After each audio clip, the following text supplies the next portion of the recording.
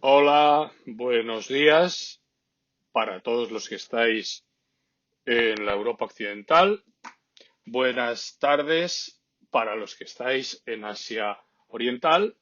Soy Santiago Martín de la Universidad Tokai de Japón y estoy muy contento de estar aquí con todos vosotros en este tercer Congreso Internacional Complutense de Asia Oriental. Bueno, primero tengo que dar las gracias a la profesora Consuelo Marco, al profesor David Sevillano y a la profesora Irene Muñoz por haberme invitado tan amablemente a este congreso y a hablar con vosotros. Os voy a hablar de tú, aunque quizá debiera hablaros de usted, pero así creo que nos vamos a sentir más cerca a pesar de la distancia de 10.000 kilómetros. Bueno, hoy vamos a hablar de esto, del diccionario de la lengua española.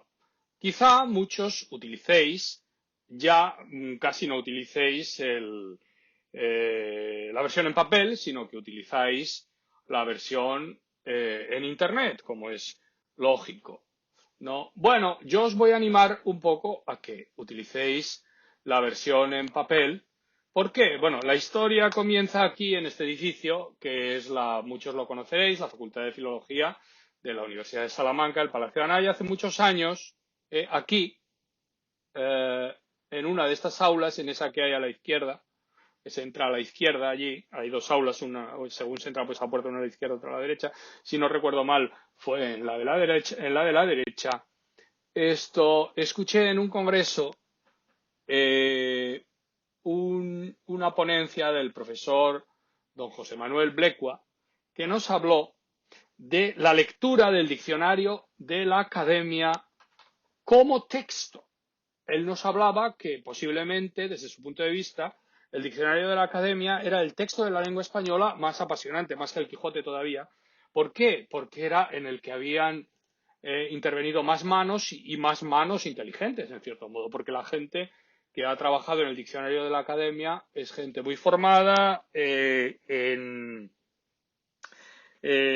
cuestiones de lingüística histórica, de todo tipo, y durante 2 siglos y pico, casi 3 siglos, esto ha sido así. Bueno, entonces aquí empezó una pasión, ¿m?, por el diccionario, mi pasión por el diccionario de la Academia. Y de vez en cuando he hecho lo que decía el profesor Blecua. Leer de vez en cuando una página, 2 páginas, o tener cerca de mí la edición en papel del diccionario de la Academia y, e irla, si no estudiando, sí trabajando esto de algún modo o disfrutándola más bien, ¿no? Bueno, aquí tenemos, vamos a hablar un poquito del diccionario. Aquí tenemos el diccionario de autoridades, que como sabéis es el origen de nuestro diccionario académico. Esta es la Real Academia, que es un edificio, si no me equivoco, de fines del siglo XIX, que está al lado entre el Parque del Retiro y el Museo del Prado. Y luego tenemos aquí una página de la página de Internet de la Academia. Y aquí las personas, los sabios, que realizan el diccionario, grandes sabios, muchos de ellos, algunos de ellos que estoy viendo aquí, 3 de ellos fueron profesores míos en la Universidad de Salamanca. Bueno, aquí tenemos a los mismos académicos con sus majestades los reyes. Y volvemos al diccionario. Bueno, ¿por qué hoy voy a hablar del diccionario? Bueno, yo doy una clase, normalmente todos los años, yo doy clase de lengua española, como muchos de vosotros sabéis, y todos los años, en una clase de conversación, llevo el diccionario y pregunto a los estudiantes qué palabras japonesas han entrado dentro del diccionario. Entonces me dicen de todo, ¿no? Y entonces durante más de 20 años, quizá 25 años, yo he hecho esta clase y entonces me encontraba con que eh, las etimologías que veis aquí en verde pues presentaban problemas. Por ejemplo, bonzo, del japonés bonsa. Este bonsa yo no sé qué es. Y entonces durante 20 y tantos años yo estuve viendo todas estas etimologías y dije, algún día hay que corregirlas, ¿no? Y bueno, el año pasado me decidí y envié un informe al ILEX, a la comisión, al Instituto de Lexicografía, a la comisión que corrige el diccionario. Pues, por ejemplo, japonés bonsa, les envié este. Probablemente del japonés premoderno, banzu, bonzu, bonzu, del japonés moderno bozu, este formado por un primer elemento bao del chino medio bian, método, imitación, ejercicio, chino moderno fan, y por un segundo nz del chino medio temprano. Quizá esto lo podemos pronunciar algo así como zu, maestro, del chino moderno zhu. Bueno, pues les envié esto a la gente de la academia parece que le gustó y lo corrigió de esta manera. Del japonés dialectal bonz, variante del japonés boz y este de origen chino. Bueno, claro, yo no quería o no esperaba que pusieran todo esto, sino que se lo envié para que ellos tuvieran una referencia y que pusieran lo que quisieran. Pero a pesar de eso, aquí tenemos varios errores. Japonés dialectal. Bueno, ellos yo me imagino que han mirado el diccionario de Corominas Pascual y han visto que bonz realmente era aparece en el dialecto, en algún dialecto occidental, en particular en la lengua de Nagasaki. Pero claro, esto realmente es japonés premoderno. Esto no es, en aquella época no era japonés dialectal. Posiblemente tendríamos esto. Bones, ellos no han escrito la prenasalización. Esto está mal porque no es una N, es una prenasalización que realmente lo que hace es nasalizar. Esto debería estar así. Pero claro, no podemos poner la vocal larga y la nasal al revés, a la vez, ¿no? Entonces aquí hay tres errores. Esta dialectal realmente no era japonés dialectal, era japonés premoderno. Hoy en día sí sería dialectal. Segundo, bueno, aquí tendríamos que poner una vocal larga. Esto era bo. Y después, aquí esto no sería una N, sino sería una prenasalización. Entonces, claro, aquí tenemos 1, 2, 3 errores que subsisten. Esto quizá algún día se cambie, pero bueno, no se puede pedir todo. En fin, que esto lo cambiamos el año pasado, ¿no? Bueno, ¿hasta cómo hemos llegado a esto? Bueno, ya digo, yo esto hace años estuve pensando que había que cambiarlo y hablé este día con mi amigo y maestro, el profesor Alfonso Jalero, que muchos de vosotros conoceréis, que habrá sido profesor vuestro, como también es mi maestro, ¿no? Y le dije, bueno, el diccionario de la academia tiene unas 50 palabras japonesas y muchas tienen problemas en la etimología. ¿Qué hacemos? Y me dijo, pues yo no lo voy a cambiar, lo tienes que cambiar tú, lo tienes que arreglar tú. Y dije, bueno, pues algún día lo arreglaré. Un día, en ese mismo año, en ese mismo mes, hablé con mi amigo, mi querido amigo ya fallecido por desgracia, el profesor Gómez Asencio, este día, y le dije, Pepe, hay que cambiar esto. Y me dijo, pues adelante, cámbialo. Él era académico correspondiente y entonces quedó en que, bueno, presentaría mi trabajo a la academia. También hablé con mi maestro, el profesor Pascual, que en aquel entonces era, si no me equivoco, vicedirector de la Real Academia, que hoy sigue siendo un gran académico, y me dijo, adelante, adelante, hazlo. Pero yo lo fui dejando, y el año pasado finalmente me decidí a arreglarlo. Pero bueno, antes tenemos que hablar de qué lenguas y qué familias lingüísticas de Asia Oriental están en el diccionario de la Real Academia Española, no solo del japonés. Mi trabajo iba a ser arreglar el japonés, arreglar las palabras de origen japonés, pero bueno, vamos a hablar un poquito de todas las familias lingüísticas que hay en el diccionario de la lengua española. Tenemos primero el japónico, la familia japónica, con solamente el japonés. Hay más lenguas, como por ejemplo las diferentes lenguas de la Ryukyu, etcétera, pero bueno, realmente en el diccionario solo aparece el japonés oficial, ¿no? Coreánico, con el coreano. Tenemos las lenguas sino-tibetanas, en la familia sino-tibetana, con el chino y las lenguas siníticas, el chino oficial Y las lenguas siníticas tenemos el tibetano, el birmano, el mongólico, con el tungúsico, con el manchú exclusivamente, el túrquico con diferentes lenguas, las lenguas kradai, básicamente el tailandés, el laosiano, las lenguas austroasiáticas, el vietnamita, el camboyano, las lenguas hmong-mien, que son unas lenguas que no aparecen en el diccionario, pero quizás sería interesante que aparecieran porque tienen una gran importancia o una cierta importancia con respecto al japonés, perdón, al japonés no, al origen del chino y al origen también de las lenguas kradai y seguramente austroasiáticas. Bueno, el austronesio, que es la lengua bueno, la familia lingüística que tiene hoy, la familia lingüística demostrada que tiene más lenguas en el mundo, con los 9 grupos taiwaneses, el grupo malayo-polinesio, con todas estas lenguas. Bueno, la división es un poco artificial, no he podido poner toda la división porque sería muy complicado y entonces he puesto estas 3, ¿no? Pero realmente está demasiado simplificado. El ainu, el indoeuropeo con el tocario, que es la lengua que se hablaba en el Turquestán chino hasta, bueno, no sabemos muy bien, pero seguramente hasta hace unos 1000 años, un poquito más, y el grupo paleosiberiano, que realmente no es un grupo lingüístico, sino que es como un cajón desastre donde entran muchas lenguas. Bueno, no muchas, unas cuantas lenguas que no sabemos cómo clasificar, ¿verdad?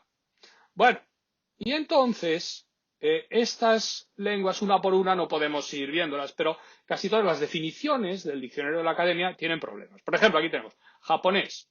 Dice lengua emparentada con el coreano. Bueno, yo pienso que en el diccionario de la Academia lo que debemos hacer es que esté presente aquello que existe un consenso en la ciencia lingüística. No existe hoy en día un consenso en que el japonés esté emparentado con el coreano. Es una sospecha, es una posibilidad, existe gran probabilidad o una cierta probabilidad. Hay gente que piensa que más, hay gente que piensa que menos, hay gente que piensa que es seguro, hay gente que piensa que no es seguro.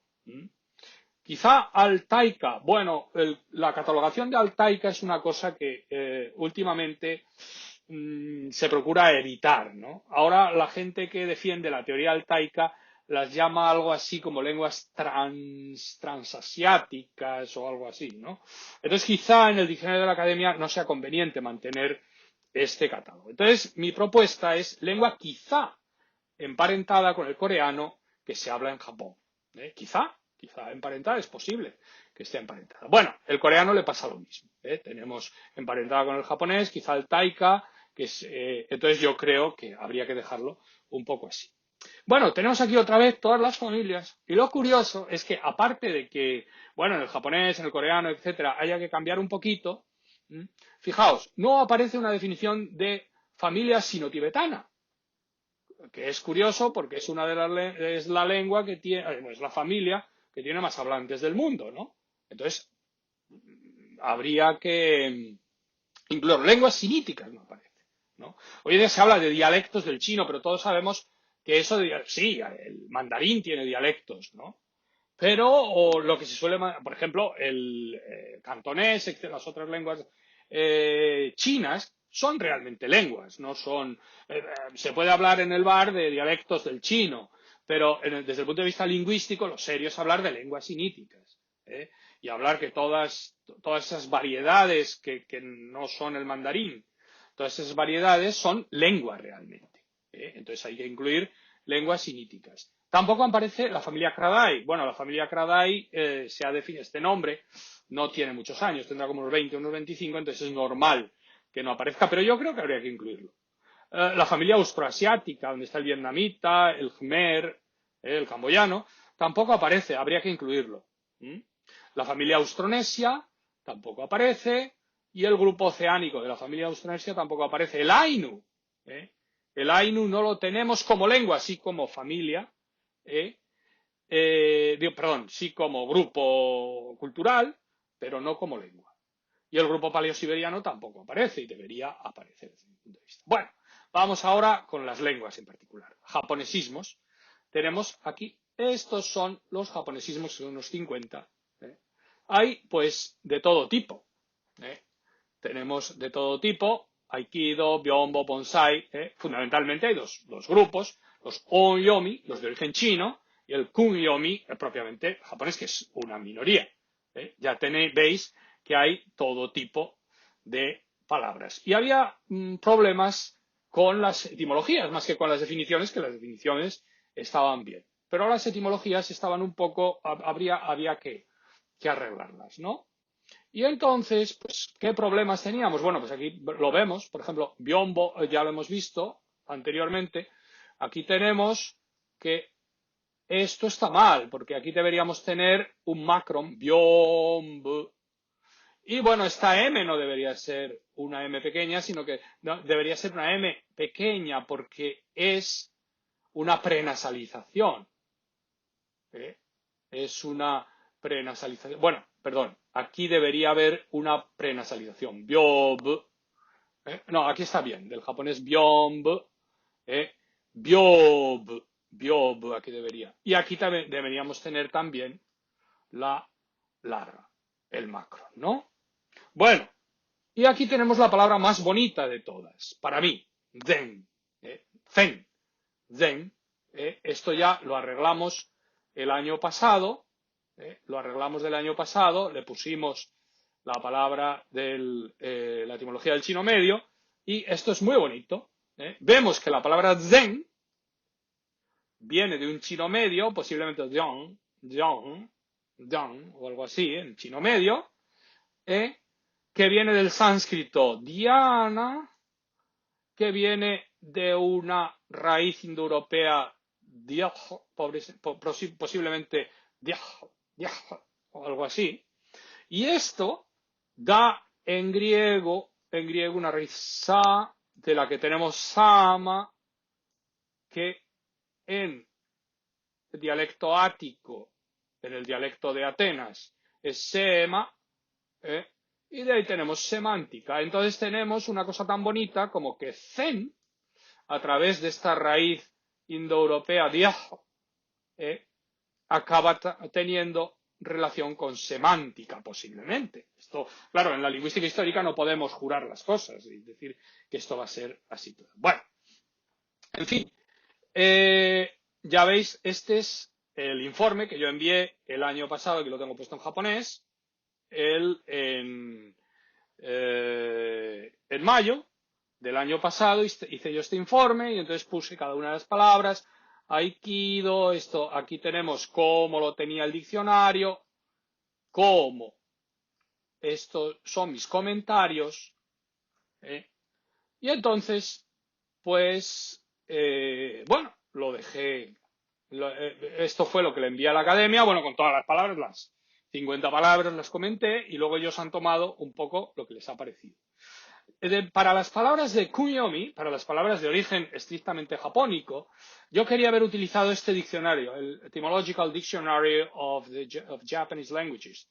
Por desgracia, en japonés no tenemos todavía un gran diccionario etimológico y Alexander Vovin estaba trabajando, Alexander Vovin, todos lo llamamos Sasha Vovin, el gran japonólogo, el gran gigante de los estudios japonológicos de nuestra época, estaba haciendo este diccionario, pero por desgracia el año pasado, en marzo, falleció, y nos hemos quedado de momento sin este diccionario porque sus colaboradores, pues creo que va a ser difícil que continúen con él. Entonces, este era el diccionario que yo quería haber utilizado para arreglar las etimologías.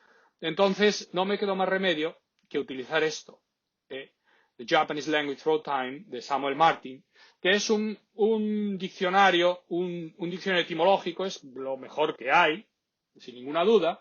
Está en inglés, entonces, bueno, no hay que saber japonés tampoco para utilizarlo. Hay diccionarios como el diccionario de Betsujidai, Nihongo Betsujidai, perdón, Jidai Betsu se llama, esto que nos explica la historia de las palabras, pero no llega a la protolengua.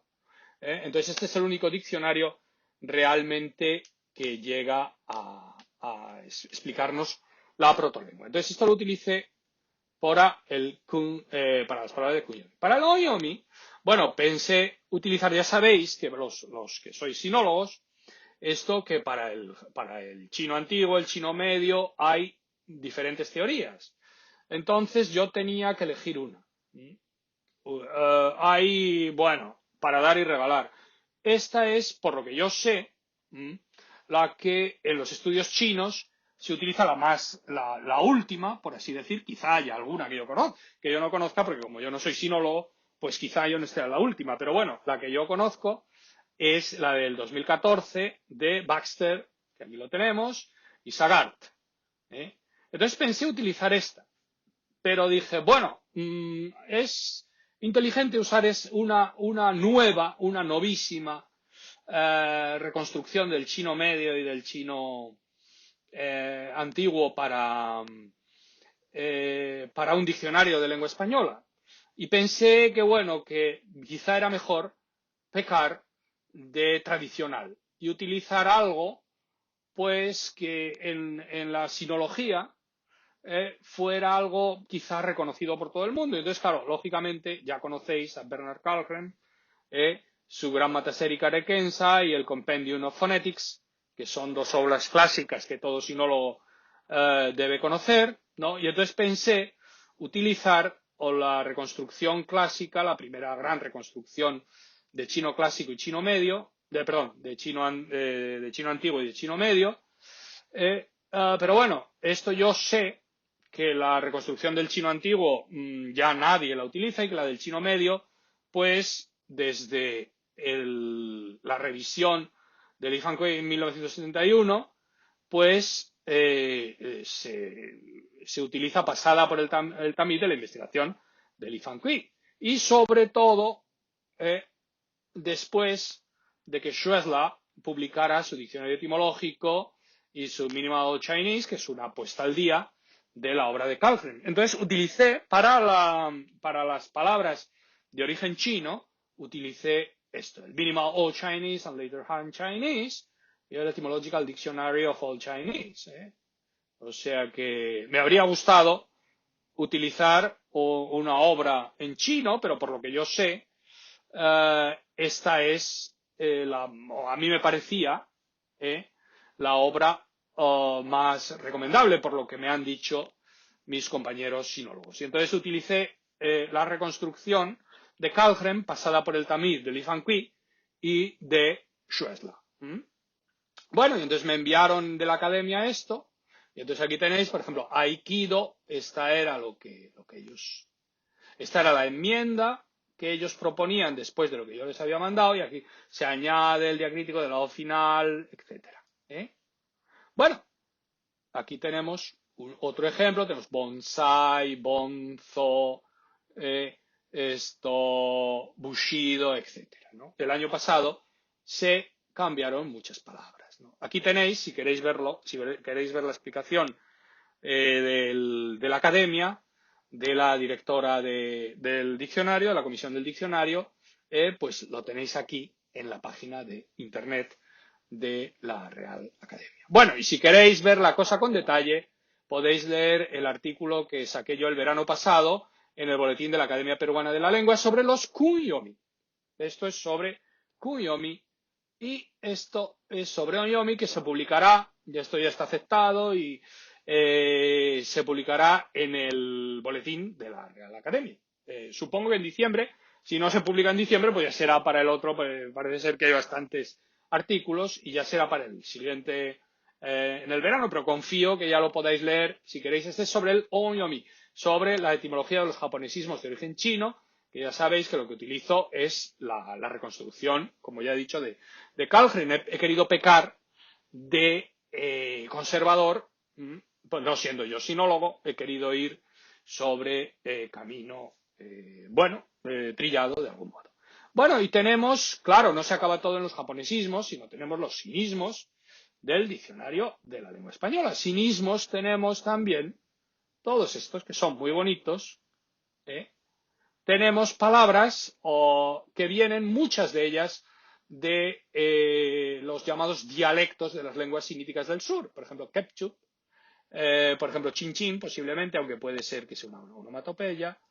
Tenemos charol, tenemos ginseng. Estas todas vienen de lenguas del sur. También hay algunas palabras, como sampan, que han pasado a través del malayo.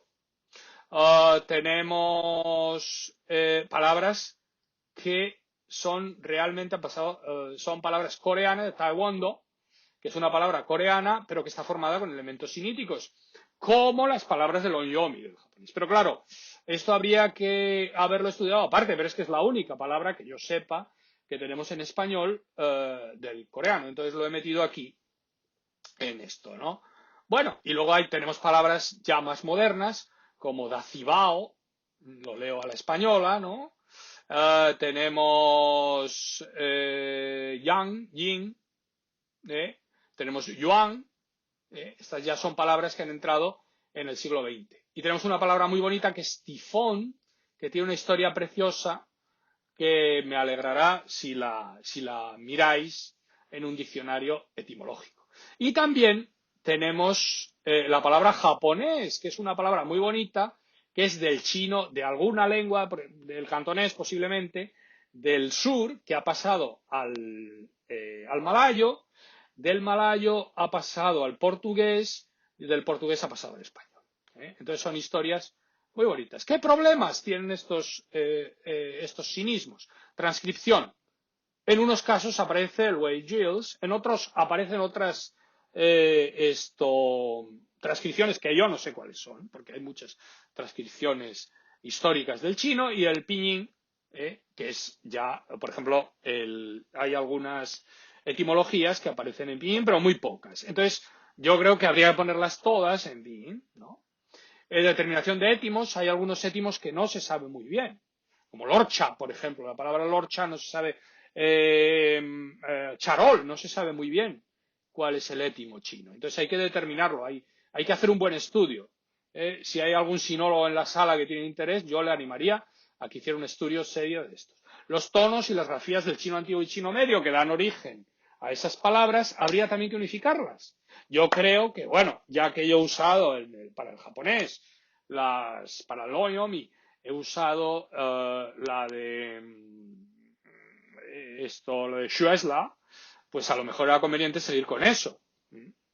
Bueno, por no introducir cosas nuevas, ¿no?, en el diccionario. Bueno, la obra más importante, si queréis conocer los sinismos en español, es la obra de este señor, de Yifan Zhang, que presentó su tesis doctoral. Es una tesis doctoral extraordinaria. Yo no puedo hablar, no puedo decir más, como os digo, más elogios de este señor, que ha hecho un trabajo alucinante. Está en Internet, está gratuitamente, y a todos los sinólogos yo os animaría, bueno, no solo a los sinólogos, sino a todo el que tenga interés por los sinismos en español, os animaría a leer esta tesis. Es una tesis extraordinaria. Yo no soy especialista, no soy sinólogo, pero bueno, llevo 20 años estudiando chino, historia del chino, historia de la lengua china, para conocer las palabras japonesas, y entonces dentro de mi conocimiento, que es alguno, pues os digo que me parece una obra genial, que me encantaría, si el autor está en la sala, o si lo conocéis alguno, le dais mi enhorabuena, porque es un trabajo realmente grandioso. Bueno, y ahora tenemos los malayismos. Los malayismos, las palabras chinas, muchas veces pasan a través de la lengua malaya. Ya hemos visto sampan. Por ejemplo, tenemos palabras muy bonitas: orangután, hombre de los bosques. Aquí tenemos pongo, que realmente no es un malayismo, es un bantuismo. Espero yo, estoy investigando yo, ya he hecho investigación sobre los malayismos, y creo yo haber demostrado que es un bantuismo, en particular del kikongo, de la lengua kikongo. Y esto ya se sabía, pero había que investigarlo, ¿no? Hay palabras realmente muy bonitas. Aquí la palabra más antigua, curiosamente, seguro que es abada, creo yo, que es del Badak, de Badak, Badá, realmente en pronunciación de la lengua malaya. Bueno, es una lengua muy olvidada de algún modo, son palabras muy olvidadas, pero yo os animaría a que pues no sé, si alguno tenéis interés, os dediquéis a estudiar estos malayismos. ¿Problemas con la denominación de malayo? Pues que hay tres, en el diccionario, todo lo que era de Asia sudoriental se introducía en malayo, ¿no? Entonces, de algún modo, el malayo para la academia tiene tres significados. El idioma malayo en sentido estricto, el malayo indonesio, el malayo en sentido amplio, o sea, todas las lenguas malayicas, las lenguas de la familia maláyica o de la subfamilia maláyica, dentro de las lenguas malayo-polinesias, y todas las malayo-polinesias occidentales, todo lo que era malayo-polinesio occidental, se cataloga como malayo. Entonces hay una mezcla dentro del diccionario y habría que discernir qué palabras de estas que hemos visto son del idioma malayo, malayas en sentido estricto, malayas en sentido amplio y malayas en sentido laxo. Bueno, aquí tenemos, por ejemplo, lo que está en rojo más fuerte, sería la zona histórica de la lengua del malayo, y lo que tenemos ya en color en general son las lenguas maláyicas, y el resto son de las lenguas malayo-polinesias occidentales. Entonces aquí todo lo que está en azul se considera ya lenguas de Filipinas, por así decir, incluso del norte de Célebes, ¿no? Pero el resto, todo lo que está en color, incluso en color verde, etcétera, todas esas palabras que entraban en las lenguas europeas se consideraban malayo. ¿Por qué? Porque el malayo, hasta el finales del siglo XIX, era la lengua general, era como el latín del sudeste de Asia. Teníamos el malayo ahí, el chino en el norte, eran las lenguas de comercio, ¿no? Entonces es una lengua realmente importante para las lenguas europeas. Bueno, y aquí tenemos en general el movimiento, la expansión austronésica. Bueno, ¿por qué me he metido yo en este jardín de las lenguas austronésicas? ¿Por qué me he metido yo con la cuestión esta del malayo? Bueno, fijaos aquí. Veis que los austronesios, en principio, tienen su origen aquí, en el sur de China. Hará unos 6.000 años, pasan a Taiwán, se quedan allí 1.000 añitos, bueno, entre 6.000 y 5.000 años, se quedan aquí y después van por este camino y van por este camino hasta llegar aquí a Hawái, bueno, a la isla de Pascua, a Hawái y aquí.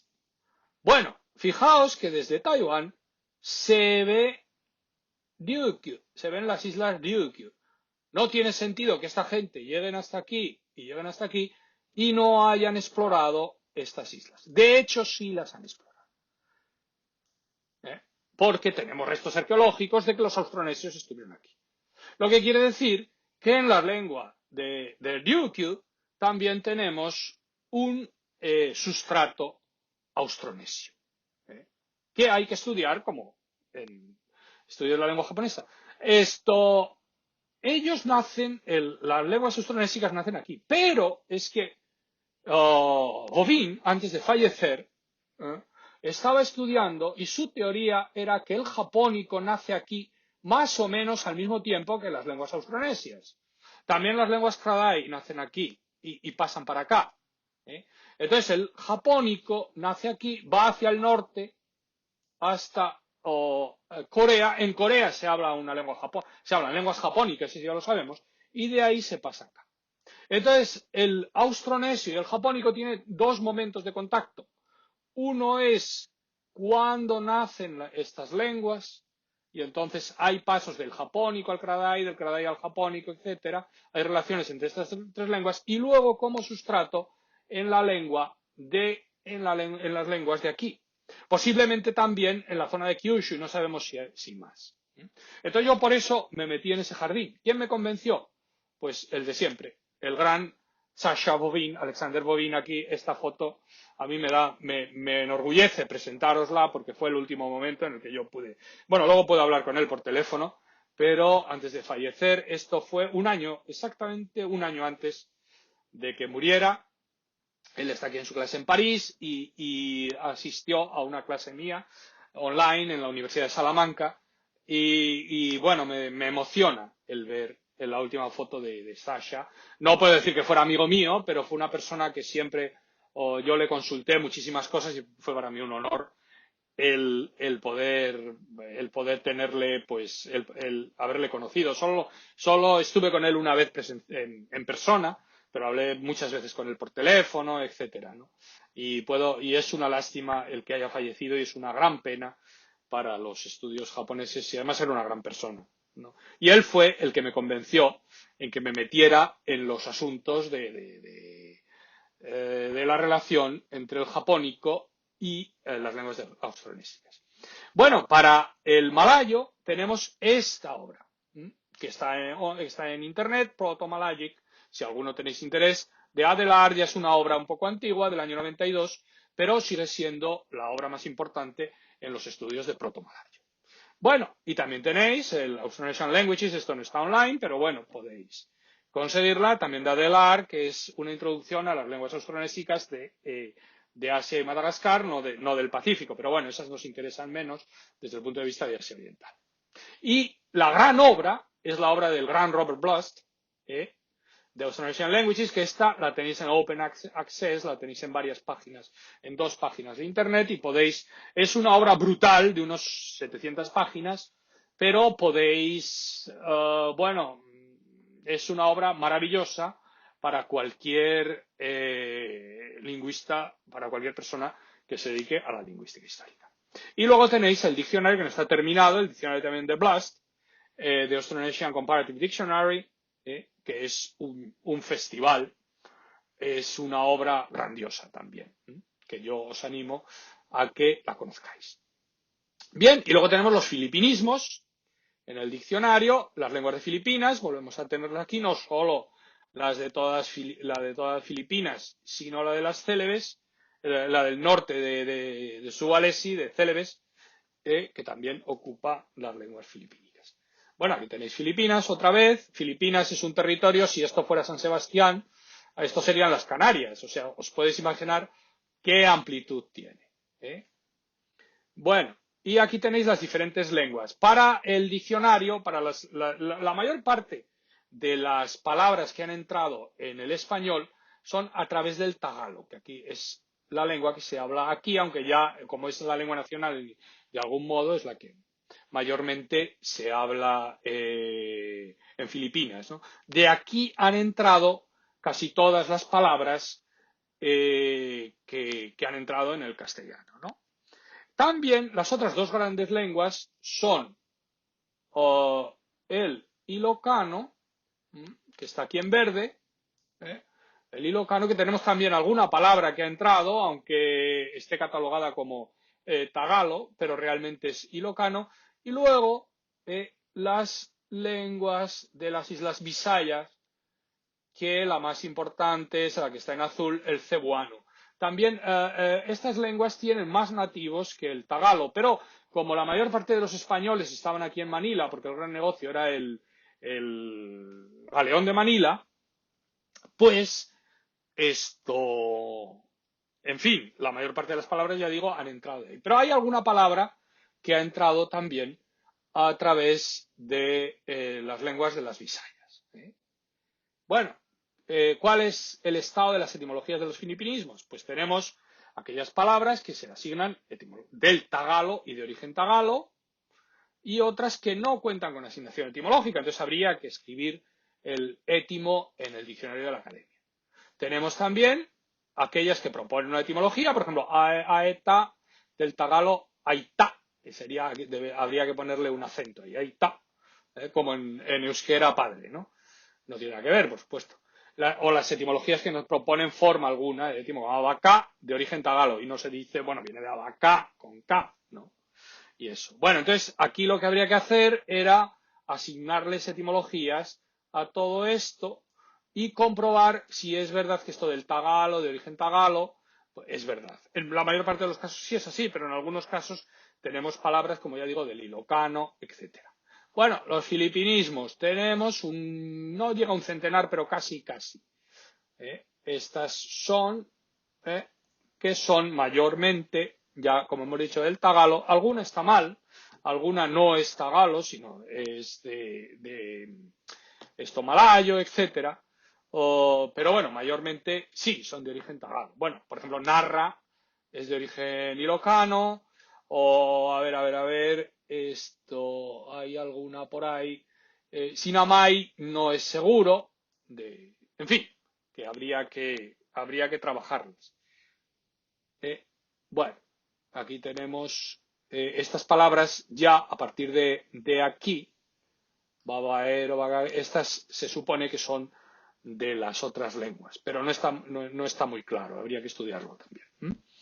Bien, si alguien tiene interés por los filipinismos y por la lengua española en Filipinas, yo le recomiendo esto, el manual de Antonio Quilis y Celia Casado Fresnillo, que es una obra preciosa y muy, muy, muy, muy completa.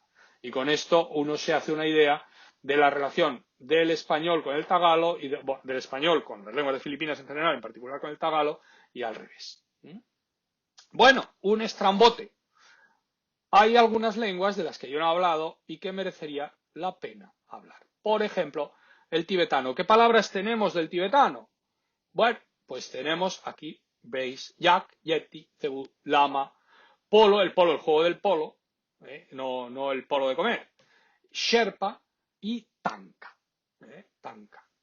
Bien, tenemos también del mongólico, Dalai Lama, curiosamente no es tibetano, sino parece que es una palabra mongólica, horda, mogol, mogólico, cálmuco y taiga. Tenemos también palabras del tungúsico, una solo. Chamán, chamanismo, chamán. Esta palabra es una palabra de origen indio que, por su relación con el budismo, pasa al tungús, según el diccionario de la academia, del tungús pasaría al ruso, del ruso al alemán y del alemán a las otras lenguas. Puede ser que no sea así, puede ser que sea una palabra de origen tocario, puede ser que pase del indio, del pali en particular, al tocario, y del tocario pase al tungús, y del tungús pase al ruso. Eso habría que estudiarlo, el paso por el tocario. Los tocariólogos opinan que es así, pero no está muy claro. Entonces, si alguno de vosotros se dedica al indoeuropeo, yo le animaría a que estudiara esta palabra chamán, shaman. Y finalmente, el túrquico, todas estas lenguas. El turco de Turquía, están las palabras muy bien estudiadas. Alguien se ha dedicado, no sé quién, se ha dedicado a estudiar estas palabras y a proponer a la academia su etimología. Y está muy bien hecho. Pero estas otras lenguas no están trabajadas. Entonces, si algunos dedicáis al turco en sentido general, yo os animaría a que os las trabajarais. Hay algunos errores, por ejemplo, uzbeco, que pone lengua altaica y habría que escribir lengua túrcica o túrquica. Lo mismo tártaro o tatar. Yakuto no se pone la lengua, altai no se pone, no como en general, como lengua altaica y tal, sino como lengua altai no se pone, etcétera. Entonces habría también que reformarlo, ¿no? Y finalmente tenemos las palabras del grupo oceánico, de las lenguas no polinesias y de las polinesias. Y aquí tenemos, bueno, pongo malayo, indonesio, esto habría que ponerlas en las malayas, pero como el diccionario pone malayo, indonesio, que no pone solo malayo, lo he incluido aquí. El malgache rafia, el polinesio, bueno, el hawaiano es una lengua polinesia también, ¿no? Pero bueno, el diccionario de la academia no lo cataloga como polinesio, sino lo cataloga como hawaiano. Tabú, tatuar, tatuaje, atolón y ukelele. ¿Sí? Bueno, pues esto es realmente lo que os quería yo decir a todos. Bueno, no sé, me ha alegrado mucho estar aquí con todos vosotros. Yo os animaría a dos cosas. A los que sois especialistas, a los de japonés, no, porque ya lo he hecho yo, eh, y ya está hecho. Pero bueno, es una broma, ¿no? Incluso a los que os dedicáis al japonés, al japonés, yo os animaría a que revisarais las etimologías japónicas que yo he propuesto, y a los que trabajáis en otras lenguas, pues yo os animaría también a estudiar las etimologías de esas lenguas y arreglar esas etimologías dentro del diccionario. Y sobre todo, bueno, hay un campo inmenso, que es el campo de las lenguas austronesias, que los españoles no nos hemos dedicado en absoluto a ellas, sobre todo las lenguas de Filipinas, que son unas lenguas maravillosas. Filipinas es un territorio extraordinario que nosotros, desgraciadamente, tenemos abandonado, y yo os animaría a todos a trabajar en esas lenguas que son tan maravillosas y a seguir en las vuestras que ya estáis trabajando. Bueno, muchísimas gracias a todos. Ha sido un honor y un placer a poder tener este tiempo para hablar. Vuelvo a repetirle las gracias a la profesora Marco, al profesor Sevillano y a la profesora Muñoz, y espero vuestras preguntas. Muchísimas gracias.